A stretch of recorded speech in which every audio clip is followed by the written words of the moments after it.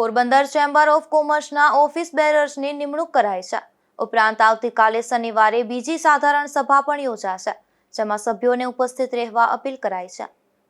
હું જિગ્નેશભાઈ કારિયા Porbandar chamber of કોમર્સના પ્રમુખ તરીકે 9 વર્ષ એટલે કે 2025-26 1/4/2025 થી 31/3/2026 સુધી ઓફિસ બેરની ટીમની મારે નિમણૂક કરવાની થતી હોય છે। ત્યારે આ ઓફિસ બેરની ટીમમાં આજરોજ પોરબંદર ચેમ્બર ઓફ કોમર્સના ઉપપ્રમુખ તરીકે શ્રી ભરતભાઈ ભાવને જાહેર કરું છું।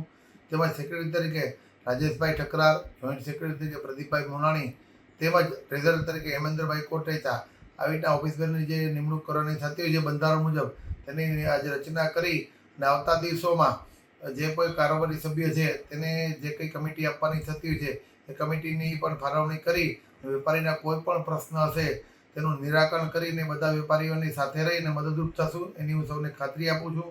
તેમજ ખાસ આવતીકાલે શનિવારે હનુમાન જયંતિના દિવસે બપોરે 4 વાગે બિરલા હોલ ખાતે દ્વિતીય જનરલ સભાનું આયોજન એટલે બીજી જનરલ સભાનું આપણે આયોજન કરેલું હોય। આયોજનમાં પોરબંદર ચેમ્બર ઓફ કોમર્સના જે કોઈ સામાન્ય સભ્ય છે તે બધા ભાગ લેશે અને પોરબંદર ચેમ્બર ઓફ કોમર્સના વિવિધ પ્રશ્નો હોય તો વેપારીના કોઈ પણ પ્રશ્નની ચર્ચા થશે અને જે કંઈ પણ નિરાકરણ થતું હશે તે કરવામાં આવશે।